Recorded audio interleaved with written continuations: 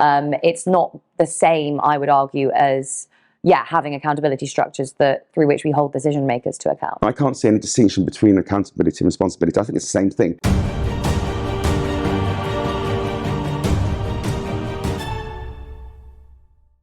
Hello and welcome to the 5 Masters series, where thought leader, social entrepreneur and fair society advocate Phillip Ullmann is here with an expert guest to discuss ways in which we can create a freer society. Accountability is different to responsibility. So accountability, I think, is important within institutions for decision-making processes, basically. So when people are making decisions, they need to be held accountable to the people on whose behalf they are making those decisions. Responsibility is a different thing. We have a responsibility towards one another, towards people in our community, towards members of our family. And that's different to accountability because it doesn't involve formal institutional structures. It doesn't involve, us knowing every single thing that everyone else does. It's just a sense, a relational component of our society that says, I'm responsible to you. I'm going to try my best to do something that is not going to harm you, and vice versa.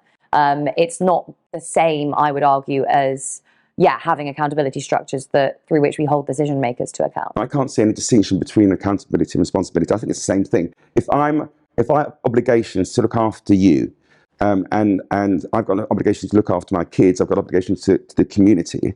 The community has to hold me to account, and therefore they need to have visibility of what I'm saying. But again, I think that's a question of, how that's enforced. I don't think we should live in a world in which communities can force people to behave in certain ways, or even can have so much information about an individual that they can put extreme pressure on someone to basically conform.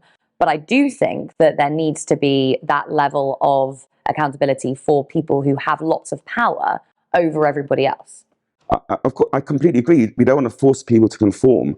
I'm not talking about forcing people to conform. I'm suggesting we have to make them aware of their obligations. And if they are not taking those obligations seriously, it comes back to these self-managing teams. The big thing for me is this. The separation, and that's why I think we are on a different page, the separation of regulation of the state from the market, which is what you're describing, where regulation is a separate responsibility. So you, as an individual, are free to do what you want, and there's a countervailing powers that are designed to regulate separately, and I don't think that will ever work, because fundamentally, this is the point I'm trying to say, until we're aligned on purpose, until we all have obligations to each other, you're always going to end up with contract, with fighting, with people fighting each other, and therefore.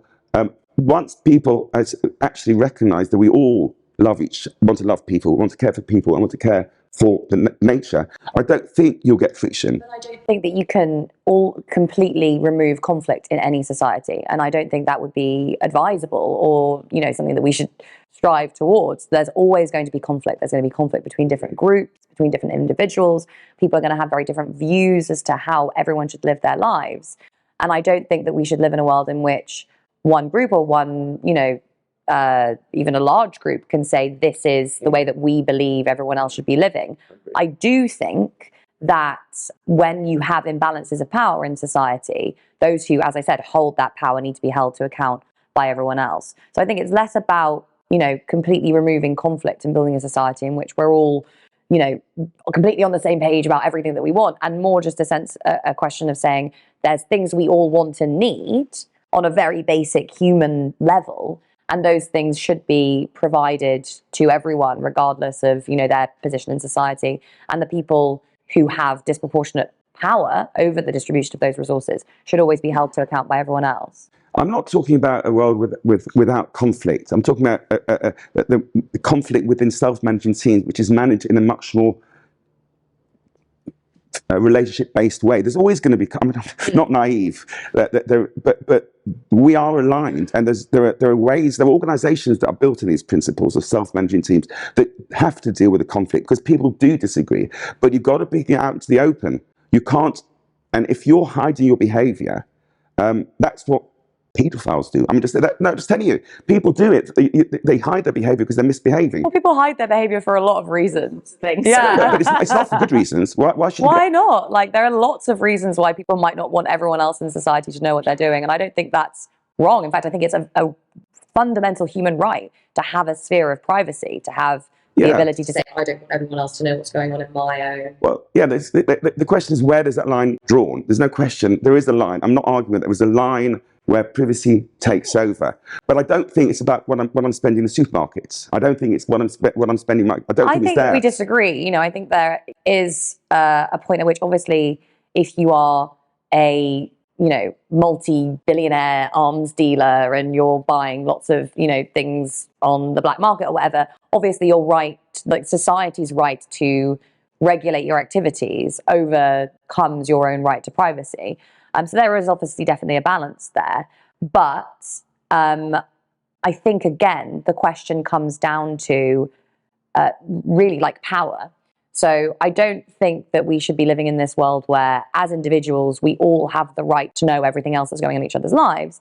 I do think that we should live in a society in which everyone has the right to hold the powerful to account. Decision makers, people who own the resources that we need to survive. Ideally, those resources would actually be owned collectively, in which case we would have a right to know how those resources are being used and managed and to feed into those decision-making processes. But I think that's very different to saying, I deserve the right to know what you're spending your money on your weekly shop. So I can see where we're different, because I don't see a central power controlling Thames Water. I see it being distributed to local self-managing teams that are trustees. So I don't think the concept of leaving it to the state, which is I think where we're on a different wavelength, will ever work. Because I think we need to create trusteeship where people are accountable for their behaviour to local self-managing teams, to make it all visible to local citizen assemblies.